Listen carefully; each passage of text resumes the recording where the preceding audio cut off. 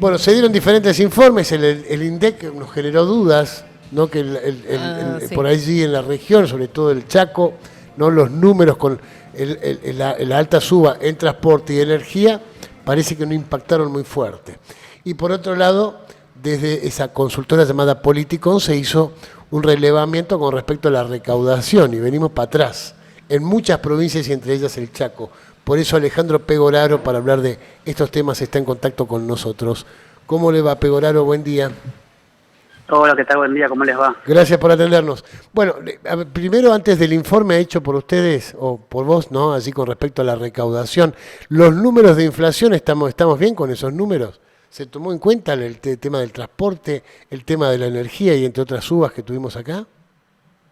Bueno, si vemos particularmente lo que es el relevamiento que realizó el INDEC, los resultados para la región del NEA, ahí podemos observar el caso del transporte, por ejemplo, que cuando uno analiza hacia adentro de las divisiones, no solamente el resultado global, sino justamente por capítulos, por rubros, digamos, en el rubro de transporte particularmente, ahí dentro hay diferentes ítems que componen ese rubro y, por ejemplo, transporte público, se observó un incremento del 158% en el mes de marzo para la región del NEA.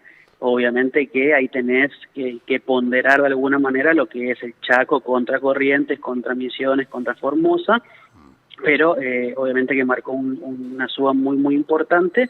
No tan así se observó en el caso del relevamiento que hace la provincia, que el número de inflación para la resistencia fue considerablemente menor, fue del 8,4% a nivel general, y el rubro particularmente de transporte tuvo un incremento el más alto de la provincia, pero un incremento relativamente leve del 15,9%. Esto nos indica que hubo una parte del aumento en transporte público que sí impactó en el índice y otra parte que todavía no, y esto puede deberse a una cuestión más bien metodológica, es decir, como el impacto, como la suba de precios, particularmente el transporte público, se aplicó en el transcurso de lo que fue marzo. Obviamente que en la medición promedio que se hace semana a semana de un indicador particular, de un precio en particular, podría no haber mostrado la suba en su totalidad todavía. Sí lo va a hacer en el mes de abril, por eso es importante que hagamos el seguimiento justamente en ese mes de estos rubros. Sobre todo lo mismo pasa con la cuestión de las tarifas energéticas. Muchas tarifas llegaron con muchos aumentos, pero con vencimiento abril, también en marzo, pero sobre todo vencimiento en mes de abril, por lo tanto podría ser que impacte de manera un poco más cruda, digamos, en el índice del mes que viene. Sí. Lo que estamos viendo es que, más allá de este aspecto puntual, hay como un comportamiento muy generalizado a nivel nacional y a nivel regional y a nivel local, en donde lo que explica mayormente los números finales de inflación, que si bien están mostrando una tendencia desaceleratoria, igual sí, obviamente siendo números bastante altos para un mes, para cualquier economía del mundo, obviamente, pero lo que estamos viendo que justamente son los precios regulados, es decir, todos aquellos precios que tienen algún tipo de intervención estatal, los que están de alguna manera llevando hacia arriba el índice, justamente a partir de la liberación de precios y de la actualización de tarifas que se están haciendo en todos los sectores que estaban antes fuertemente intervenidos y pisados, mientras que en ese grupo de precios que se le denomina los precios núcleo, es decir, aquellos que corren con cierta, rigiéndose de alguna manera bajo lo que es la ley de mercado, digamos, que no están regulados por intervenciones, por cuestiones impositivas especiales y demás, esos están creciendo a un ritmo mucho menor que el nivel general. Entonces se está dando de alguna manera lo que el gobierno estaba buscando, es decir, liberar precios de aquellos que estaban muy pisados, esperar que esos precios lleguen en algún momento, que todavía no sabemos muy bien cuándo puede ser, a una especie de punto de equilibrio, y que a partir de ahí las subas sean considerablemente menores a lo de ahora, y que justamente el resto de los precios de la economía estén mostrando un comportamiento muy moderado para que al final de este proceso justamente tengamos una inflación mensual que sea relativamente estable y relativamente baja, obviamente en relación a todos los picos que hemos tenido y observado estos últimos meses, ¿no? Así que por ahí va la tendencia, Sí, digamos. por así te entiendo, es como, ¿en qué momento se van a terminar de sincerar, viste? Porque venimos con el término sinceramiento de precios, no con desregulaciones que se hacen, y con enojos, como por ejemplo con las prepagas. Te desregulo, no te jodo, no te molesto, vos me aumentás y solamente me queda a través de los medios contar la calentura, la bronca que me da, ¿no? Que me aumentan. Es una cosa por allí rara, irreal, que un Estado permite y luego muestre un enojo a través de los medios y no Sí, aplicando medidas, ¿viste? Como, bueno, hace algo, decirle que te claro, bajen, bueno, obligalos a que te bajen, si para eso estás. ah, ahí están un poco los riesgos justamente de cuando vos realizás un sinceramiento de precios sin ningún tipo de regulación. Sí, Por supuesto que hay algunos rubros que van a tener un criterio propio. Después podemos discutir si es más ético, menos ético, lo que fuese, ¿no? Pero obviamente el caso de las prepagas fue uno, el caso de las comunicaciones es otro, que también hace unos días nada más se emitió el decreto también de desregulación, de la cuestión vinculada de combustible es otro. sí. Es decir, el punto de equilibrio al cual el gobierno pretende llegar no está muy claro cuál es en función de cada rubro. Y después te suceden estas cosas. De repente vos tenés que ir a contramano de tu propia ideología económica y decirle a las prepagas, como ocurrió estos días, che, muchachos, bajen, primero que retrotraigan los precios y después dejen de aumentar durante un transcurso de meses, ¿no? Entonces volvemos en verdad a otra vez a una política de intervención en precios que podría haberse evitado en caso de que vos la desregulación la hayas hecho con ciertos parámetros, obviamente, no podés ir a buscar ese punto de equilibrio que sea consensuado con algún tipo de aumento establecido por mes, digamos, había mecanismos como para poder sincerar estos precios que estaban fuertemente intervenidos. Ahora, el riesgo que tenías es lo que te está pasando ahora, y justamente, bueno, son los rubros de alguna manera que también están empujando el número final de inflación y que también lo van a seguir haciendo en los próximos meses, salvo que efectivamente se concrete una especie de acuerdo, digamos, entre los prestadores con el gobierno nacional para hacer algún tipo de medida, como puede ser congelamiento del precio, como puede ser retrotraer justamente los valores a meses anteriores, lo que fuese, ¿no? Sí. Pero volviendo al punto, ¿no? El problema central es cuando vos desregulás la economía sin criterio alguno, porque no tenés forma después vos de frenar esa suba si no es con intervención. Uh-huh. Entonces ahí se desnuda un poco la cierta falencia, digamos, en el programa económico. Claro, y aparte no dejan de aumentar, ¿viste? Si no me regulás, si no me ponés, si me pedís de palabra, es como que hablarles con el corazón, pero siempre te van a contestar con el bolsillo, como decía la vieja frase. Ahora, ¿qué notás vos en este abril? Las cosas siguen aumentando y hay otra cosa, una salvedad que hay que hacer, que para lo que uno puede comprar, ¿no? Porque como la inflación se mide en tantos rubros que uno no compra neumáticos porque no tiene autos, ¿no? Entonces, si el neumático no aumentó, yo no lo sé. Si no aumentaron el precio de las sábanas, no lo sé porque sábanas no compro hace rato, pero si uno se maneja con los alimentos, con la cuota de tal cosa, todavía notamos aumentos. ¿Qué crees vos que vamos a tener como inflación en este mes de abril? Bueno, efectivamente, bueno, lo que vos decís es cierto, también es importante eso que vos mencionás, porque muchas veces puede ocurrir de que la gente, un oyente, por ejemplo, que nos esté escuchando ahora, piense que un número, por ejemplo, de inflación del 10%, supongamos, ¿no? Le podría parecer medio falso, medio dibujado, porque el costo de vida de esa persona en verdad se incrementó mucho más. Sí. Y eso tiene que ver justamente con qué es lo que consumimos hacia adentro del índice general, ¿no? Entonces hay que siempre tener en cuenta que el índice de precios del consumidor es un indicador que mide cientos de miles de precios de muchos rubros en el país y por lo tanto puede estar más allá de que estén ponderados cada uno, es decir, alimentos tiene un precio más específico y demás, puede ocurrir esta sensación de que parece que la inflación que nos muestran es menor a la que yo vivo, ¿no? Pero Sí. bueno, tiene que ver con estas cuestiones. Ahora, yendo a la cuestión de abril, todavía no tenemos una estimación concreta de cuál podría ser el dato final del mes. Lo que sí estamos viendo es que todavía hay un arrastre muy importante en tarifas, sobre todo lo que es energía y lo que es transporte. Hay que ver de qué manera va a impactar todavía la cuestión de las comunicaciones y si van a impactar en el mes de abril particularmente. Han llegado muchos avisos de empresas prestadoras notificando los aumentos de precio luego del decreto que lanzó el Gobierno Nacional hace unos días, pero hay que ver si impactan en este mes o en el mes que viene.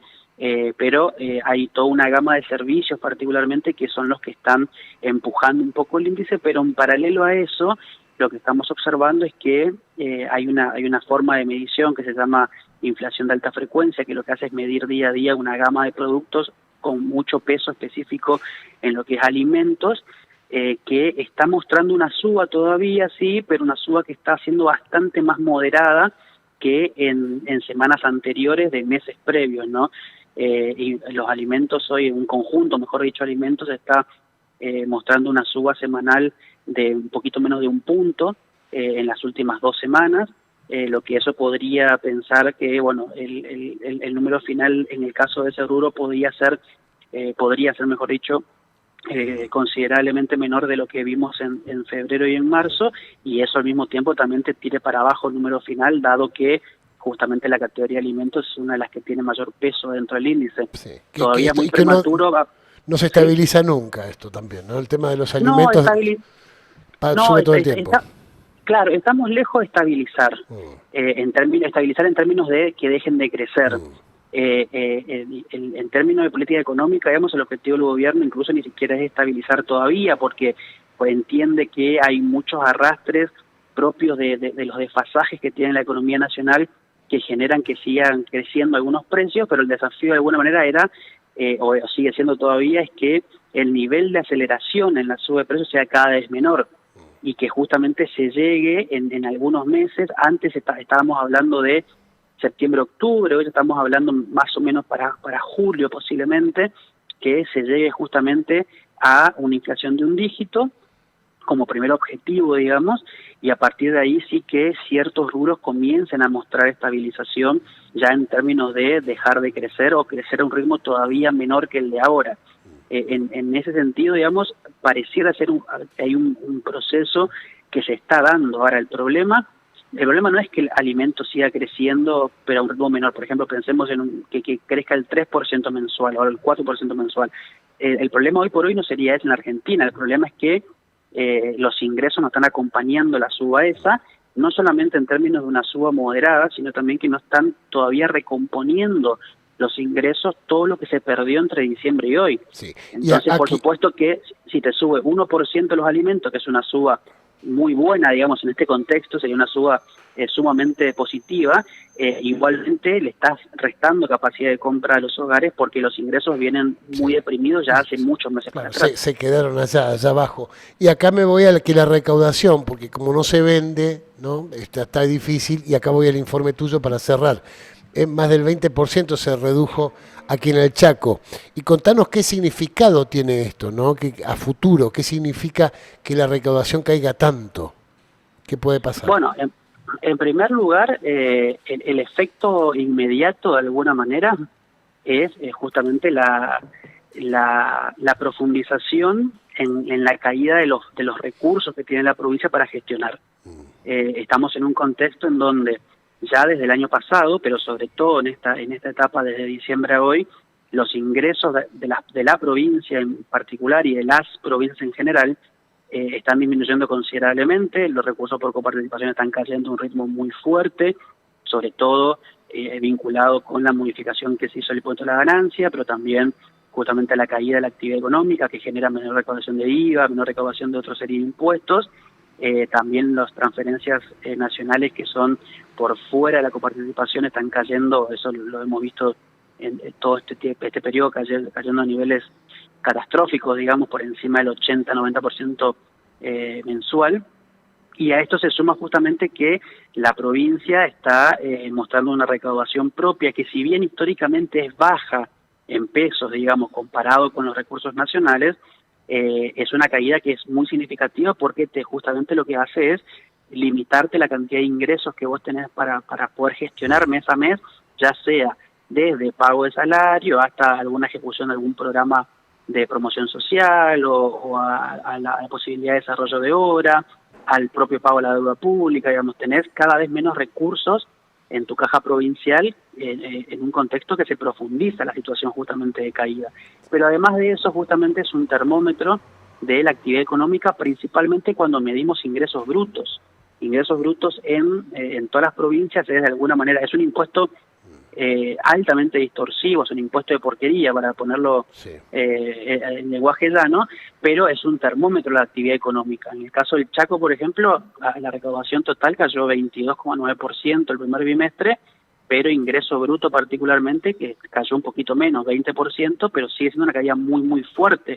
Estamos hablando de que la reducción de la recaudación por ingreso bruto equivale justamente a una reducción muy importante de la actividad económica, porque ya no hay facturación, obviamente menor venta y demás, hay menos operaciones sobre las cuales vos podés gravar ese impuesto, ¿no? Pero al mismo tiempo también vemos que el impuesto a los sellos, que también es un indicador un poquito más débil, pero es un indicador también de la actividad económica, está cayendo al 41% en el primer bimestre de este año.